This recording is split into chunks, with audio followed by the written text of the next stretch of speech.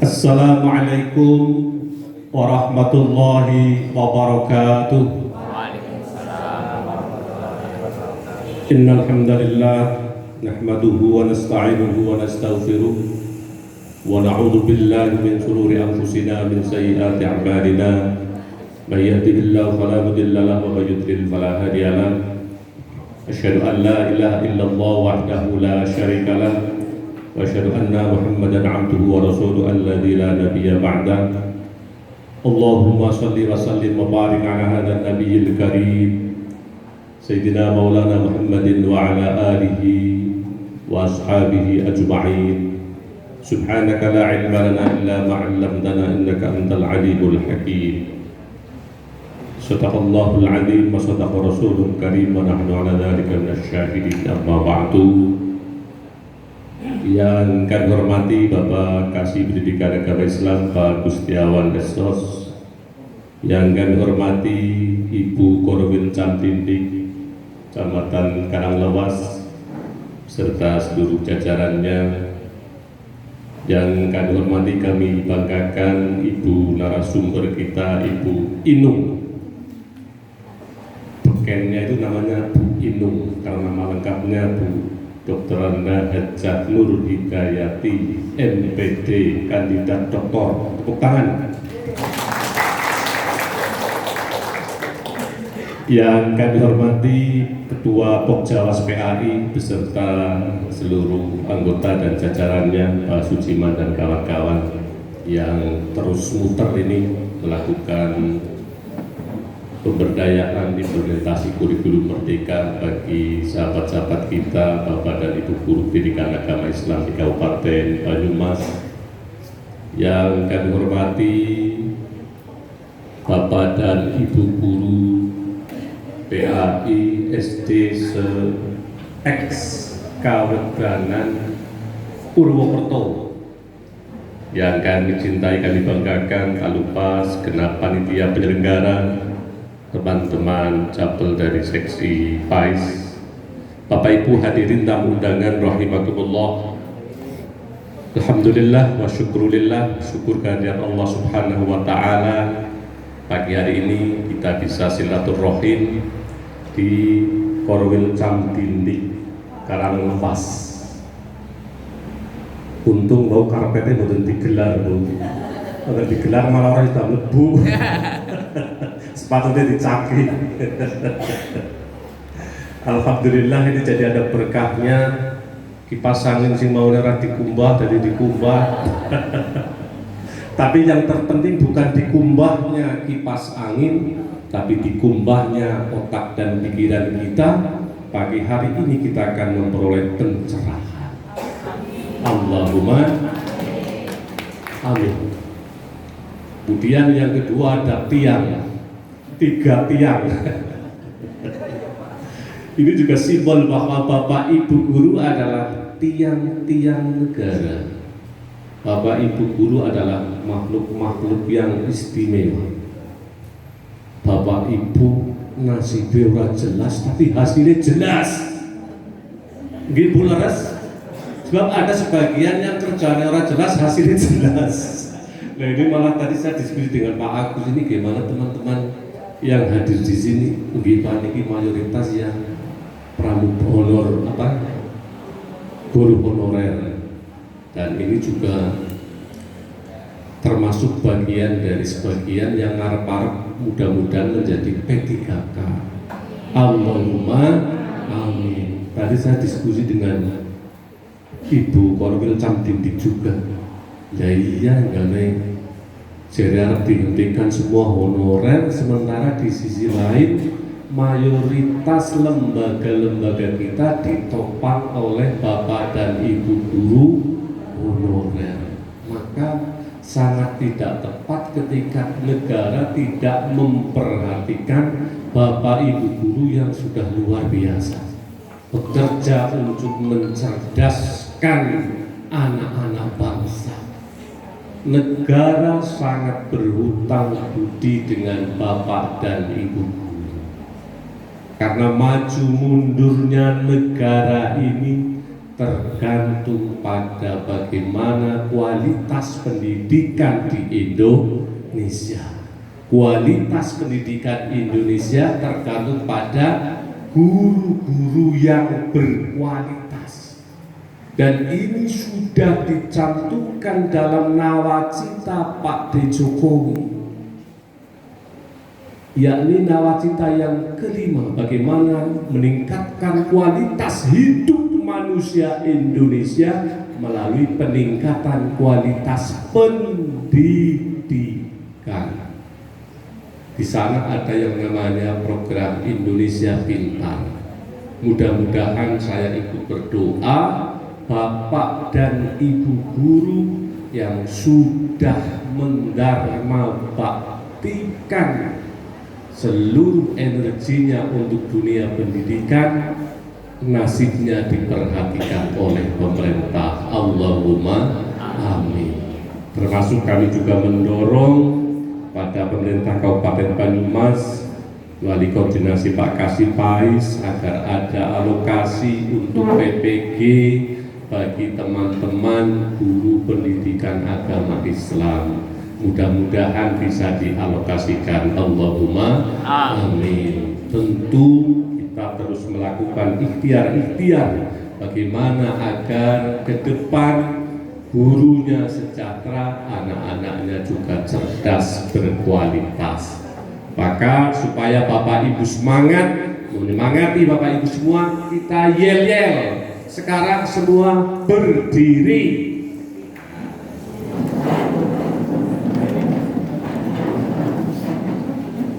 Oke, kita yel-yel. Nanti kalau saya sapa dengan siapa kita, guru agama Islam Banyumas. Siap nggih? Siapa kita? Jawabannya? Guru agama Islam Banyumas. Saya sapa dengan guru agama Islam Banyumas, bergerak, semangat, teladan. Tangannya mengepal gitu ya. Siapa kita? Guru agama Islam Banyumas. Guru agama Islam Banyumas, bergerak, semangat, teladan. Bergerak, semangat, teladan. Apa? Ya, bergerak, semangat, teladan. BST dalam maksud jimannya. Ya. Tangannya mengepal semangat. Siapa kita? Guru agama Islam Banyumas. Ya, asal umi-umi guru mata. Ya. Siapa kita? Guru agama Islam Banyumas. Ya, sekali lagi. Ya, si guru siapa sih, guru gerak sih? Ya. Siapa kita? Guru agama Islam Banyumas. Tepuk tangan.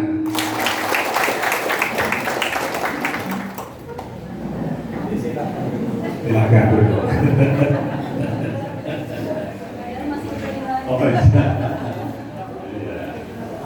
Terima kasih ini untuk memanaskan kita, mengeluarkan aura positif kita untuk bagaimana kita sebagai guru agama Islam, yakni bergerak. Bagaimana kita bergerak, melakukan aktualisasi, menyemai ilmu, mentransformasi ilmu, mendidik anak-anak kita. Semangat, tentu kita butuh energi positif yang bernama semangat. Walaupun barangkali kita nasibnya belum jelas, tapi semangat pengabdian kita luar biasa. Insya Allah Bapak Ibu semua ikhlas. Ikhlas nggih? Ikhlas. Mudah-mudahan dengan keikhlasan Bapak Ibu semua, insya Allah panjenengan akan memperoleh nasib yang jelas. Insya Allah juga besok di yaumil qiyamah ini bagian dari investasi akhirat kita. Allahumma amin. Maka luar biasa, menjadi guru agama Islam itu profesi yang sangat mulia. Bagaimana kita mencerdaskan anak bangsa, tapi juga bagaimana kita menanamkan karakter pada anak-anak kita menjadi anak-anak yang solih dan solihah. Ini luar biasa. Profesi yang sangat mulia yang diiringi oleh semua profesi yang lain. Maka panjenengan harus bersyukur. Bersyukurnya bagaimana caranya? Harus semangat. Dan yang ketiga tentu harus mampu menjadi teladan. Teladan bagi diri sendiri, teladan bagi keluarganya, teladan bagi anak didik kita. Syukur insya Allah menjadi teladan bagi masyarakatnya. Maka sebagai guru yang profesional, eranya sekarang adalah era kompetisi. Era apa? Era kompetisi. Maka harus siap untuk berkompetisi. Kompetisi itu kata kuncinya daya saing. Kita harus memiliki daya saing. Maka daya saing yang bagus bagaimana? Tentu harus di atas standar. Kalau jenengan standarnya di bawah, tentu akan kalah. Kalau yang standar biasa saja bisa menang, bisa kalah. Maka harus di atas standar. Dan usahanya juga harus lebih dan lebih. Yang repot lagi kepenginnya di atas standar tapi usahanya biasa-biasa saja. Kegiatan hari ini dalam rangka meningkatkan kompetensi Bapak dan Ibu guru. Karena sekarang eranya bekerja saja tidak cukup, tapi harus apa? Bekerja keras. Maju saja tidak cukup, tapi harus maju lebih cepat. Bergerak saja tidak cukup, tapi harus bergerak dengan lincah, melakukan ekspektasi. Inilah capaian obsesi semua kita sebagai tenaga pendidik. Bagaimana kita siap berkompetisi dengan segala kompetensinya. Hari ini Bapak dan Ibu guru akan melakukan pendalaman kurikulum merdeka. Apa sih esensi kurikulum merdeka? Kurikulum merdeka esensinya adalah bagaimana menggali potensi-potensi guru dan potensi-potensi siswa kita. Ini sangat penting. Bagaimana Bapak Ibu guru tidak hanya potensi di bidang akademik, juga potensi-potensi yang lain. Ada potensi keterampilan, potensi seni, potensi-potensi spiritual dan lain sebagainya. Demikian juga potensi anak didik kita. Memiliki potensi yang unik, potensi-potensi di luar akademik, potensi-potensi kecerdasan sosial, kecerdasan emosional, dan lain sebagainya. Terpenting lagi adalah bahwa dalam implementasi kurikulum merdeka ada yang namanya profil pelajar Pancasila dan profil pelajar rahmatan lil alamin. Kita sudah mengalami ketertinggalan pendidikan dibanding dunia-dunia lain. Terjadi learning loss yang luar biasa, kemudian diperparah dengan pandemi COVID-19.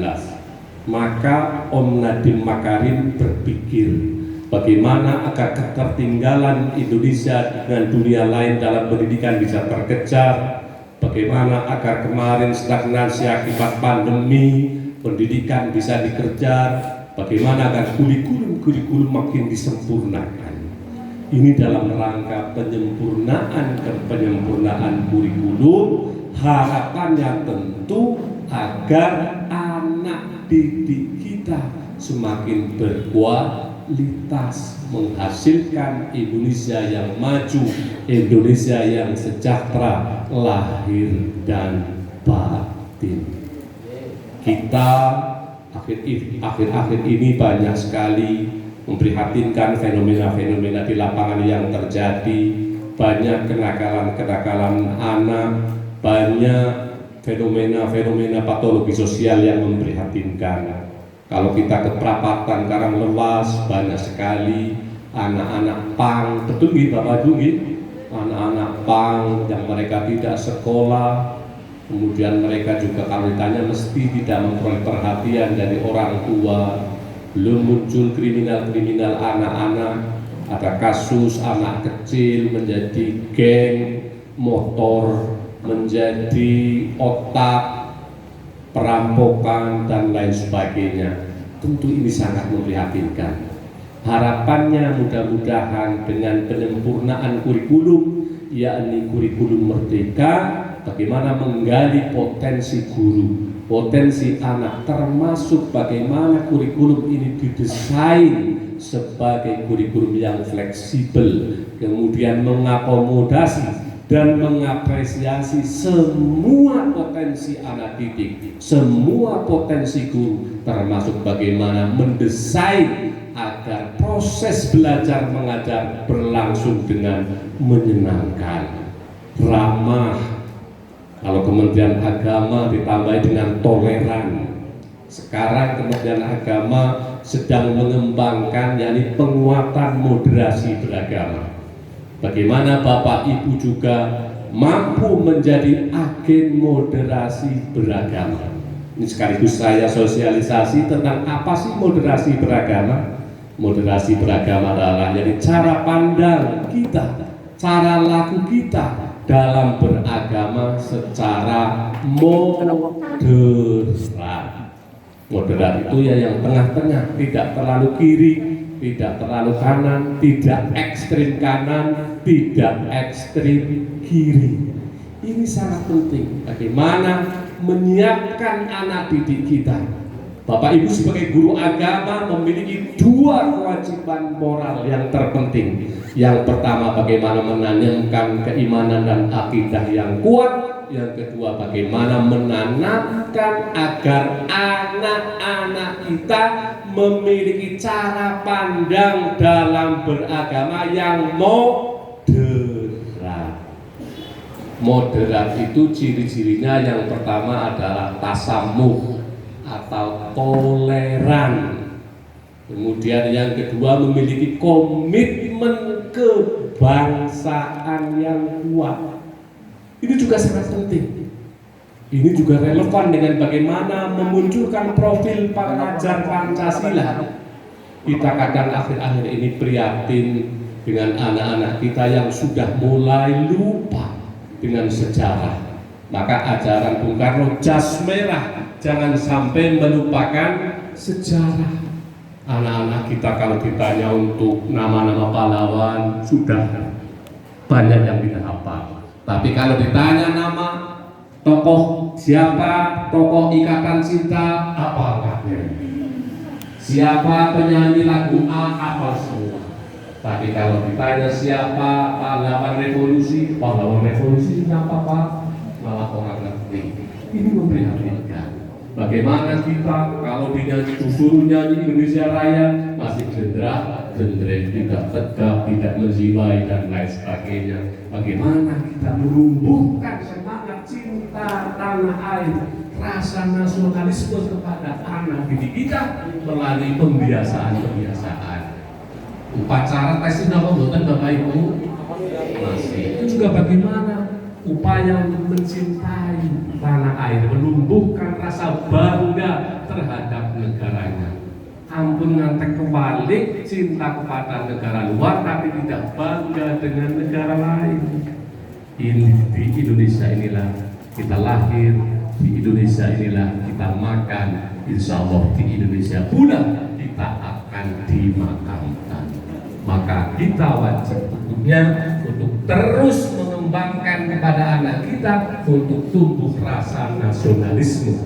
Komitmen nasionalisme kepada tanah air, paling tidak 4 pilar kebangsaan harus ditanamkan. Apa itu? Yakni Pancasila sebagai dasar negara, Bhinneka Tunggal Ika, Negara Kesatuan Republik Indonesia sebagai bentuk negara yang final, dan Undang-Undang Dasar 45 sebagai dasar hukum tertinggi negara kita. Kemudian ciri yang keempat yakni adaptif terhadap budaya lokal. Kita memiliki potensi-potensi lokal wisdom yang luar biasa. Maka jangan sampai wong Jawa hilang Jawane, Wong Jawa sekarang sudah semakin prihatin, anak-anak kita orang bisa bahasa krama. Betul apa Bu? Guru BK-nya pada ini tidak bisa membedakan untuk pulang, untuk siapa, Bali, Gosapa, Kondur, Gosapa, Turu, Gosapa, Sare, Gosapa, dan lain sebagainya. Maka kalau saya mengajarkan anak-anak di rumah itu tidak pernah bahasa Indonesia. Karena bahasa Indonesia orang pinter, direct orang yang diwarai. Tapi bagaimana kita mengajarkan tata krama, unggah-ungguh, bahasa krama dan lain sebagainya kepada anak-anak kita, mengenalkan tentang unggah-ungguh kepada adiknya, kepada orang tua, kepada yang lebih tua dan lain sebagainya. Kemudian juga di sekolah bagaimana lokal wisdom ini ada muatan lokal sesuai dengan potensi yang ada. Misalnya di SD ini banyak potensi keterampilan, misalnya kerajinan menganyam, diajari kerajinan menganyam. Ada di sini misalnya potensi tari yang baik, diajarkan tari. Ini dalam rangka melestarikan potensi-potensi lokal yang ada, termasuk kearifan-kearifan yang ada di tiap daerah. Agar apa? Kita memiliki identitas dan jati diri yang kuat. Ini sangat penting, relevan bagaimana kita pembentukan karakter anak didik kita, termasuk pembiasaan-pembiasaan melalui Asmaul Husna. Masih Bapak Ibu? Masih. Alhamdulillah. Hafalan surat-surat pendek. Masih Bapak Ibu? Masih. Pembiasaan sholat duha. Masih Bapak Ibu? Kadang-kadang. Ya, ini sangat penting bagaimana Bapak Ibu mengawal pembiasaan-pembiasaan yang sangat baik, melahirkan anak-anak yang tidak hanya cerdas secara intelektual, tapi juga cerdas secara emosional dan spiritual. Ini yang dapat kami sampaikan dengan mengucap Bismillahirrahmanirrahim. Implementasi kurikulum merdeka bagi guru agama Islam se-Ekskavitaran Purwokerto saya nyatakan dibuka. Terima kasih atas segala perhatian, mohon maaf atas segala kekurangan. Mohon muafiq ila aqwamit thoriq. Assalamualaikum warahmatullahi wabarakatuh.